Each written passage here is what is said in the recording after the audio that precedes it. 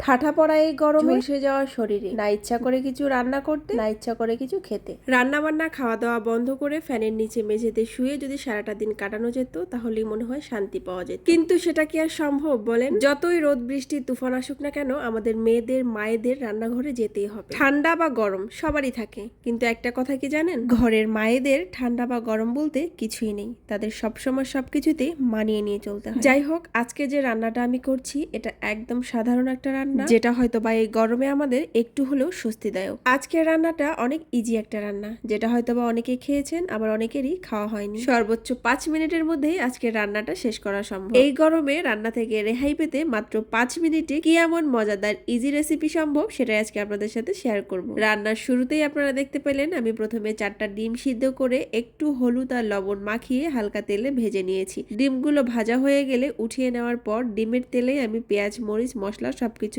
একসাথে কষিয়ে নিচ্ছি। আজকের এই মজার রেসিপির জন্য একদম বেশি কিছু উপকরণের প্রয়োজন হয় না। আজকের এই মজার রেসিপির জন্য আমাদের যে দু একটা উপকরণ প্রয়োজন সেটা সব সময় আমাদের সবার ঘরেই থাকে। রেসিপিটা বানাতে যেমন কম সময়ের প্রয়োজন, তেমনই খেতে কিন্তু দুর্দান্ত মজা। পেঁয়াজ, মরিচ সব ধরনের মশলা কষিয়ে নেওয়ার পর আমি এখানে একটা জিনিস অ্যাড করছি, সেটা হচ্ছে কাঁচা টমেটো। সাধারণত আমরা তরকারিতে সবসময় পাকা টমেটোটা ব্যবহার করি, তবে আজকের এই রেসিপিতে কাঁচা টমেটোটা বেস্ট। আরো একটা জিনিস আমি এখানে অ্যাড করছি, যেটা হচ্ছে পাঁচফোড়ন। পাঁচফোড়ন মশলাটা ইদানিং আমি সবজি, ভাজি, ডাল এসবে ব্যবহার করে থাকি। যে কোনো তরকারিতে পাঁচফোড়ন দিয়ে হালকা একটু বাগার দিলে আমার মনে হয় সেই তরকারির টেস্টটা 5 গুণ বেড়ে যায়। কথা বলতে বলতে আমার মশলার সাথে টমেটোটা কিন্তু ভালো করে কষিয়ে নিয়েছি। কষিয়ে নেওয়ার পর আমি এখানে মসুর ডাল ভালো করে ধুয়ে এক সাইডে রেখে দিয়েছিলাম। তো মশলাটা কষানোর পর আমি মসুর ডালটা এখানে ঢেলে দিলাম। মসুর ডালটা কম বেশি আমাদের সবার ঘরে সবসময়ই থাকে। গরমের দিনে মসুরের পাতলা ডালটাও কিন্তু খাওয়া হয় বেশি, কিন্তু একই জিনিস একইভাবে খেতে কদিন বা ভালো লাগে। তাই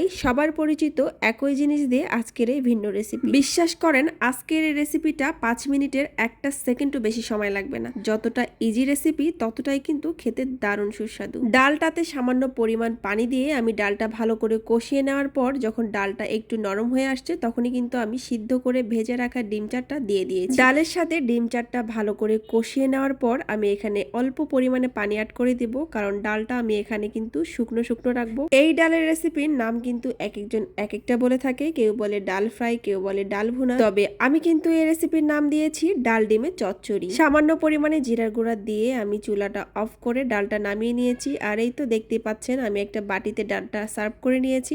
ডালটা দেখতে যতটা লোভনীয়, খেতে কিন্তু তার থেকেও বেশি আমি ছিল। এই তো গরম ভাতের সাথে আমি এখানে ডাল আর ডিম নিয়ে নিচ্ছি।